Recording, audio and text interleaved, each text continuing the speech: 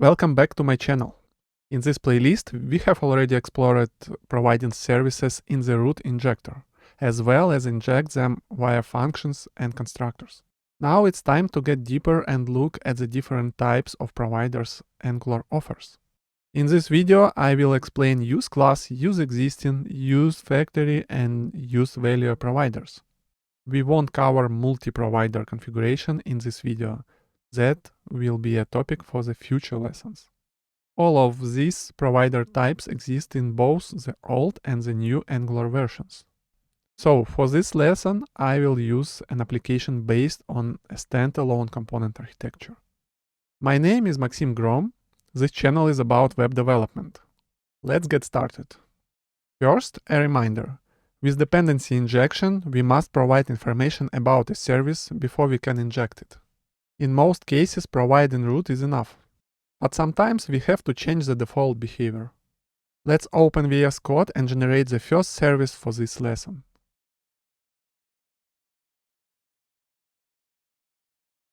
For this lesson, we don't need to provide it in root. We will be experimenting with different configurations. I have added a console log to the constructor so we can see when the service is created. Next, we need an app configuration file with a providers section. App config, scroll up, and we have providers. As I mentioned earlier, it's a good idea to explore the types we can use here. Currently, application config allows us to provide dependencies, and in future versions this might be extended. Providers is an array of providers and environment providers. What are environment providers? We will dive deeper into that in a later video. For now, just know that they are a kind of a flag marking providers meant for modules or configs, not for use in component decorators. Yes, Angular does let you provide services at the component level, and I will cover that soon. For now, let's explore the provider type. Angular supports so many types of providers: TypeProvider, ValueProvider, ClassProvider, ConstructorProvider, ExistingProvider, FactoryProvider, and any array. Let's break it down. TypeProvider and ClassProvider and ConstructorProvider, they are basically do the same thing. Type any will be bonus for you at the end of the video. TypeProvider, what inside of it? TypeProvider is a child interface of type $1. And type $1 is an alias for function constructor or class. What does it mean for you? A type provider is just a class or constructor function. If you pass full service directly in the array of providers, that's an example of type providers. That's all. We did this in the first lesson. Now let's move to the class provider. This one includes a provider configuration and an optional multi-flag. It also extends class sans provider. You must add useClass, which points to the class to initiate. Let's try this with full service.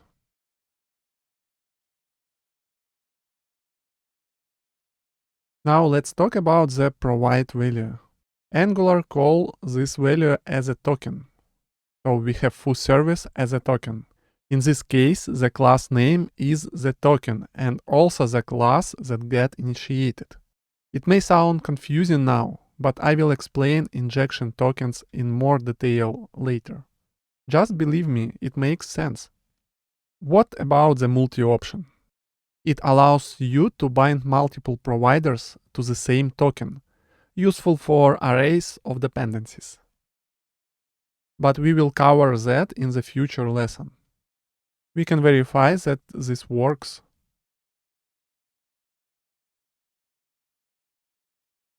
And let's check the browser. The log shows up in the console. Next, the ConstructorProvider. Like ClassProvider, it has a provide and optional multi. but also it has depth property. Let's generate a new service, bar service, and provide it using a single line configuration. Looks similar to the TypeProvider. Let's inject it now. And also I need to update bar service.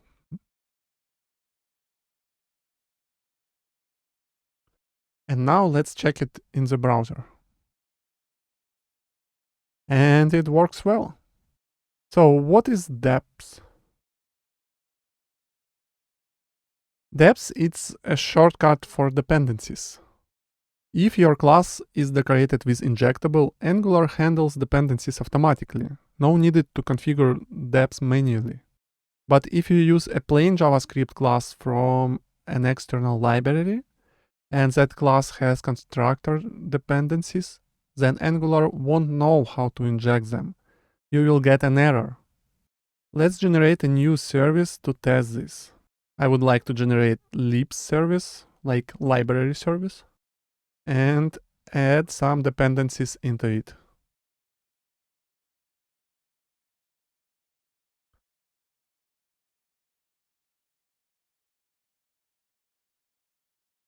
And we need to remove injectable decorator. Now let's provide it without inject decorator to emulate real case. And I need to inject it. Angular throws an error. Library service cannot be resolved. Now let's add dependencies into app configuration. Yes. And it works. We just told Angular what dependencies to inject. We did it manually. Would I use this approach? I don't think so. Using a useFactory is much cleaner and more readable, in my opinion. Now let's jump into ExistingProvider. It's similar to ClassProvider, but instead of useClass, we write useExisting. You see it has provider, multi, and useExisting. How it works? Imagine that we have a base class logger and a subclass slack logger. We want both tokens, logger and slack logger, to resolve to the same instance. Let's generate a new classes to show it on example. Logger, slack logger. Logger is a base class or a contract. We should be able to create it.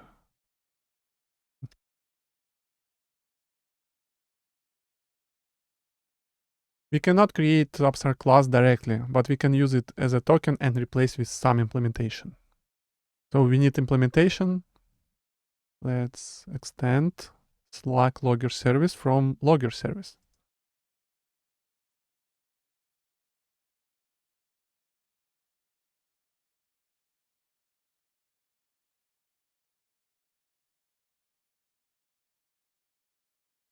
I'm going to add message parameter to a parent class to make more sense.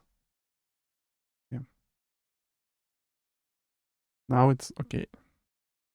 And now we can provide both configurations for logger and Slack logger service. I am providing Slack logger as a regular provide configuration. And for logger service, I would like to see Slack logger instead of logger service. Logger service is a contract, and Slack logger is an implementation. Let's inject them both.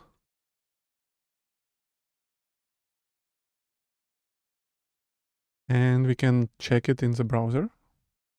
I need to update the message for the Slack logger.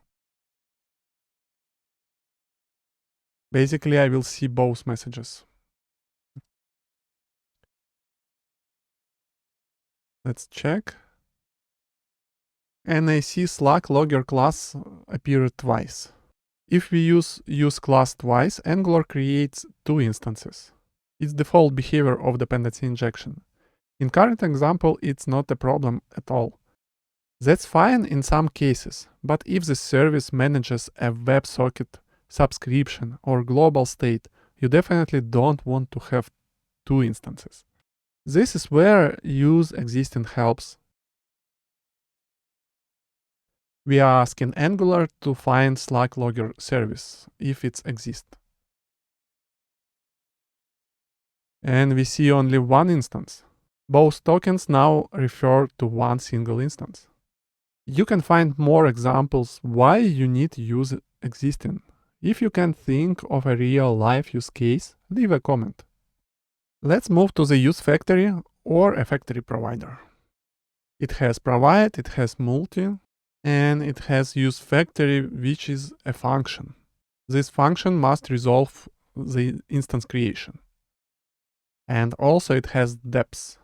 It works great with the injection token. We will look at advanced example in a future video. For now, let's provide lib service with a factory. We can comment this solution or we can add our configuration after. They will override previous solution.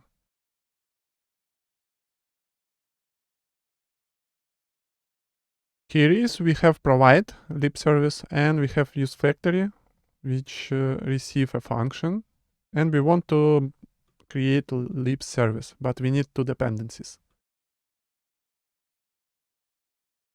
We are describing dependencies in the same way.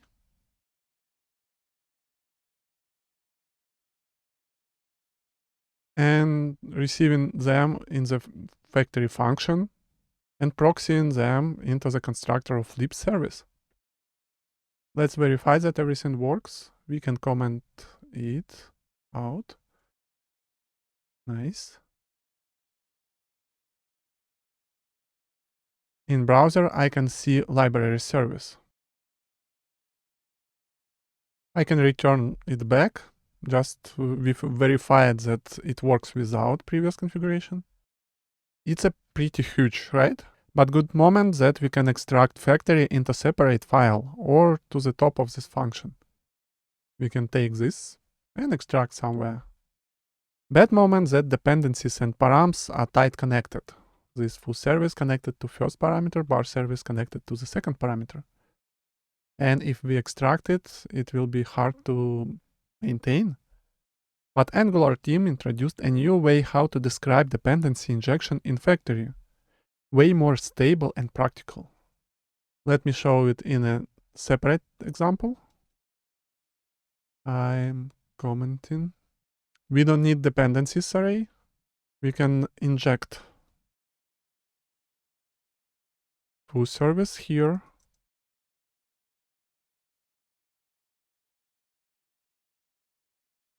And bar service here.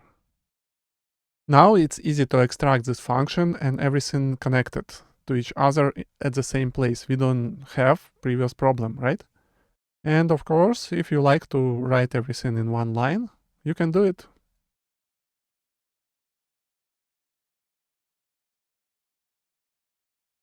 Way more cleaner, right? You can also compute something inside the factory before returning the instance, like loading a global configuration or setting a log level or something like it. For instance, extract some global config like log level and put it into the third-party library constructor if it does not support Angular Dependency Injection way to replace dependencies. Finally, let's talk about the useValue or a ValueProvider. It has provide and multi configuration. Also, it has useValue, which is any. It's not type safe, but we have a lot of cases when we can use it. This is useful in unit tests where you want to mock dependencies. Let's jump to app configuration. Replace logger service with a mock using useValue. useValue. I don't want to break an application, so I should implement the same methods, like follow the contract.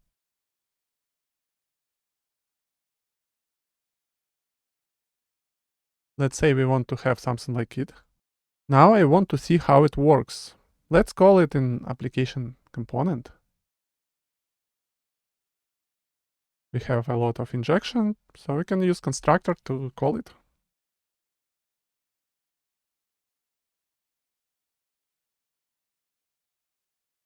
Let's verify. And I see I am a useValue object. Hey, how are you? In a console. It means that it works. And useValue configuration is much stronger because it goes right after the previous configuration. Let's change the order to verify that we just override it. It's not the only configuration. If I put this configuration after useValue, I will override it. And you see sending to Slack, hey, how are you? Now to extend this example, I would like to update abstract class. I mean loggers class. We can rely on TypeScript and we would like to provide some backward incompatible changes. For instance, logger level. Now I want that my send method get level as a first parameter, right? Because abstract class was changed, Slack logger doesn't follow the contract. We should fix it before we can run an application. And now I see another error. It's in app component. It's like not proper usage of send method. Before do that, we decided that we are ready to have backward incompatible changes because we are working in one repository. We can easily follow TypeScript recommendation and fix everything. Look, everything fixed. And everything works fine. But let's switch to the useValue example. Application is compiled, but result is wrong. We have a number instead of log message. So our logs are corrupted. And in several months, you receive this message from team responsible for logs. Now you should fix this bug.